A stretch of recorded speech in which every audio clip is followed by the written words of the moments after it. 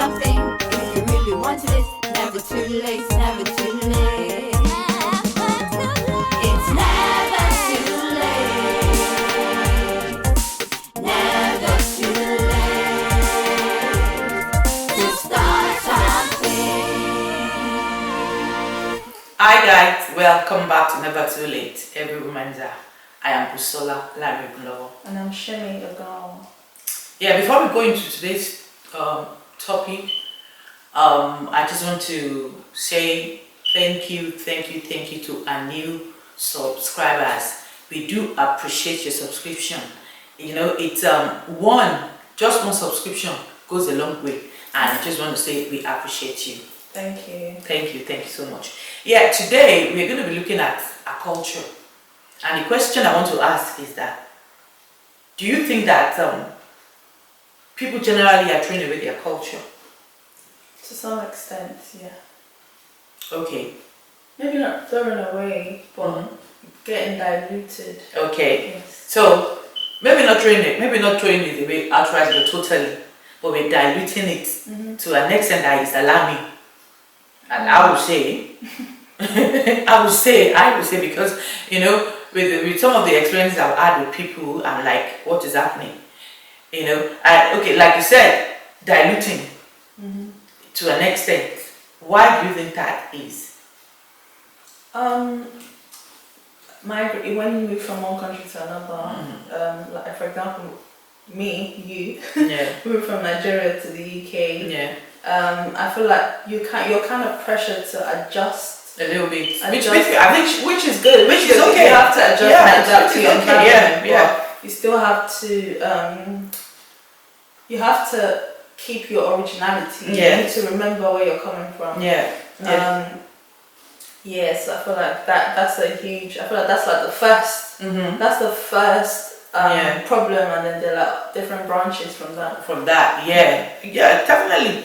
Of course, when you are in a new place, in a new environment, of course, it's okay for you to acclimatize. It's okay for you to, you get on board some of the things that they do, because if you don't do that, it's going to be like, why are you here? Which is okay, but at that we shouldn't just dilute our culture. To the extent that our children can't even speak our language. They can't even understand. Some children can't understand. They're going to ask you that, what's mommy saying? And I think that is not acceptable in my own opinion. That is not acceptable. Okay, if you as a young African, young adult, your culture, it is something that you want to instill, because your generation is different from mine. At least I try to do that with you guys, that okay, this is our culture, from speaking Yoruba, greeting as well. Is it something that you want to instill in your own children? Yeah, for sure. The greeting part, obviously, we don't need to be nailing that. We kind of need to be realistic, because sometimes you're running for the bus, you see an elderly person, you kind of have to, oh, hello ma, and just keep it moving. So I feel like that one, there's something, culture, there's some things that I think they're completely outdated, and we need to like get with the program a little bit in some areas, but for the most part, I want to instill my culture in my kids. I want them to know where they're from, where their parents are from. If they're mixed race, if they're black, it doesn't matter. They need to know that this is where you're coming from, and you're never gonna forget that. Every corner of the house, every corner of the environment is gonna remind them that yes, I know where I'm from. I know what my roots are, what my background is, and what about speaking the language? Most definitely. Speaking your language. That's like the most important part. Speaking your language, able to language, food, music, every area. I think music is even a little bit easy. Yeah, as long as music is nice. Yeah, as long as it's nice, that is it. But Some children they can't eat amala. Okay, You know. then if you're not giving them that from when So we are going to just blame that on the parents. Exactly, because it's all about their taste bud. It's what children don't know. You know, there's some kids that they're very picky, and then from young, they're not gonna try some things. That's fine. That's different. But if you're giving your kids chips and chicken and chips every day, you're giving them pasta, bread, potato, whatever, and then when they're 10, you want to start giving them eba and rice. Of course, they're gonna struggle because they've never had that before. But you did start eating amala when you were 10, so it's something they need to grow up with. Yeah. So So you know, like we're talking about, okay, like language. You know, different parts of Nigeria have different language, and in Nigeria, we're talking about now throwing away our culture or diluting it. I'm going to defend the parents now, because we know that if you don't teach your children, is what you teach your children that they grow up to know. Like in Nigeria, you know, English is a general official language, and most until maybe 10, maybe no, not 10, maybe 20, 25 years ago, I think maybe some homes they speak generally Yoruba. And when children go to school, they speak English. Well, they speak their language. Their language, yes. So when they go to school, they speak English. But but now I think it's more generally in Nigeria. I think most houses they speak English, which I think is okay, because sometimes if the child is not comfortable, speaking English, because it's not something they are used to at home. When they go outside, it might be difficult for them, to mingle with your friends. Yeah, after that's one of the. You need to learn English, because you're not only going to communicate and converse with your family. Yeah. You're going to go out to the real world and meet people that don't know. They're not from your tribe, your culture, whatever. They're not your race. Yeah. So how are you going to communicate with them? So English has to be. That's why it's official, because most places English is like the general language that everyone uses to communicate with each other. That's like what brings people together, from like French people and English people and African people. English is like that. Well, for the ones that can speak English is like that. That's like the common ground. So, but you know what? But even now, it's like even in Nigeria, it's like some children can't speak their language. But some parents are demonizing. Even in Nigeria, we're talking about migration and even in Nigeria. General now. We're not only speaking for Nigerians. Generally, because we are from Nigeria. That's why I'm saying, some parents are demonizing their language and their culture. It's like, why would you be telling your kid to not be speaking your language to you? Like, I don't know. Like, that's just weird to me. If you are not embracing your culture, how are you gonna expect other people that are not your race to respect it? Like, I don't understand that concept, to be honest. Why do you think your kid is not posh if they're speaking your language? Yeah, like what? It's part of that inferiority complex that's a different combo entirely, but that a lot of black people suffer from, which is just, I don't know why, but yeah. Because you see other cultures. When I was in secondary school, there are kids that when their parents call them, they cannot speak. They would not even try to speak English to their parents. They'll speak their language, and then when they drop the call, they'll continue speaking English to their friend they were speaking to, and they will not be ashamed on the bus, in class, anywhere. So I don't understand why some people think it's okay to demonize their culture. I don't understand it. Yeah, and when you lose your culture, you're going to lose your respect. When you dilute, your culture, then it's just like you're asking for trouble. Because our culture is just, different cultures, they are different from one another.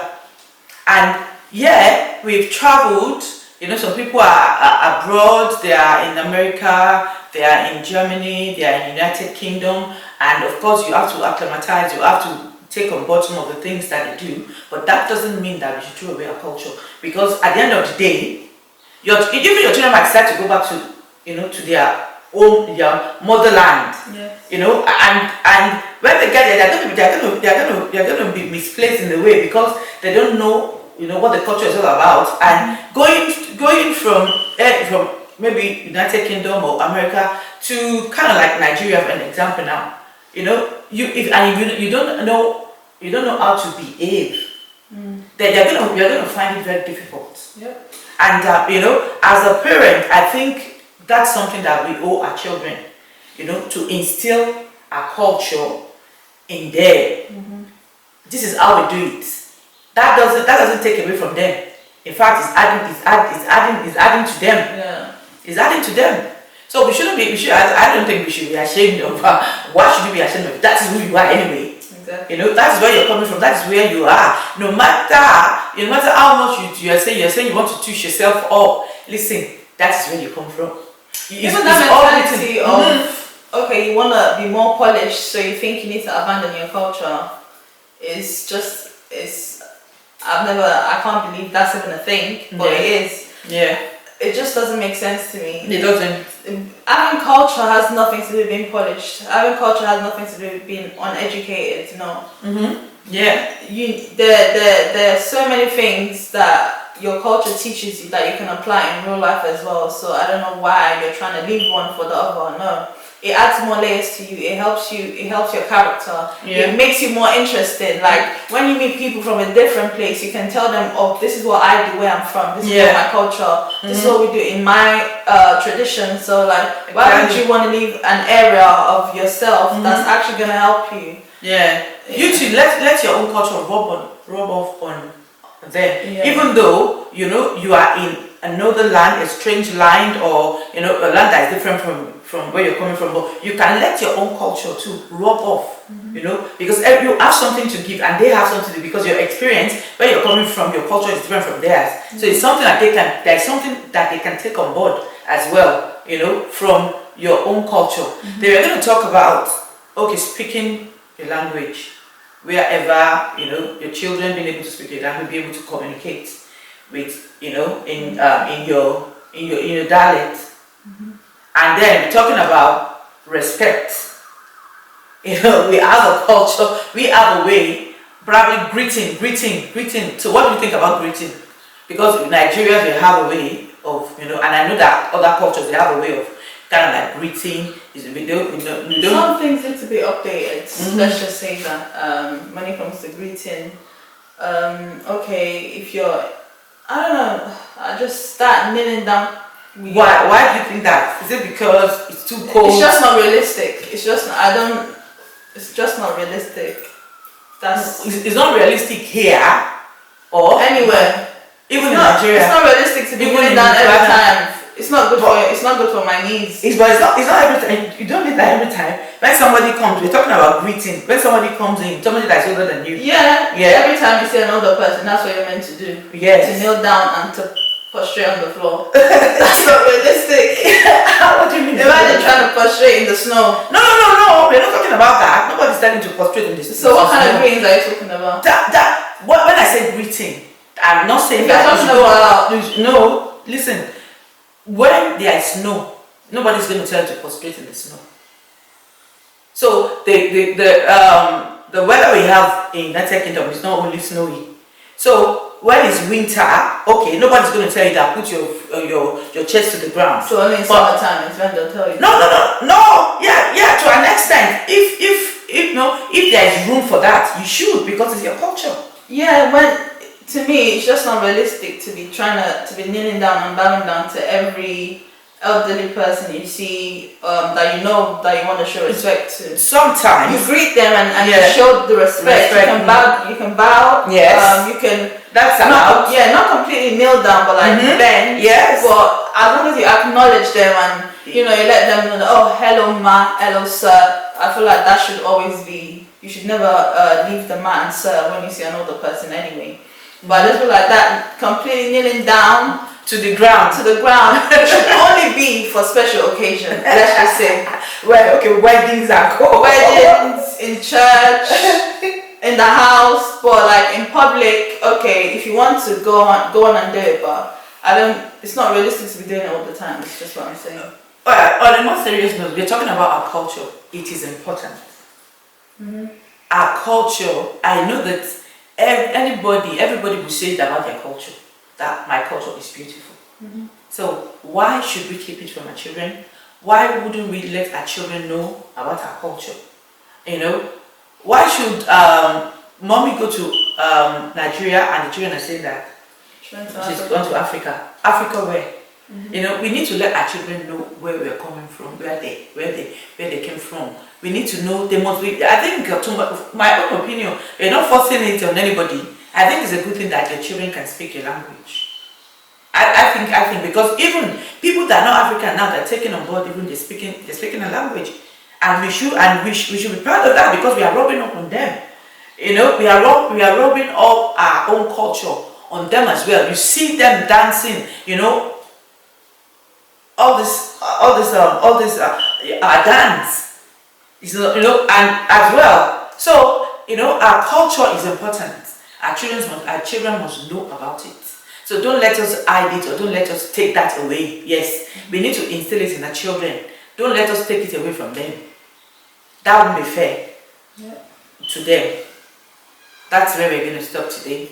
Thank you for watching. Thank you. It's never too late to do anything you want to do. God bless you. Subscribe, like, share, and we'd like you to, you know, we'd like to hear from you. Send us a comment. Leave a comment in the comment box and we will really appreciate it. Thank you so much. Thank you.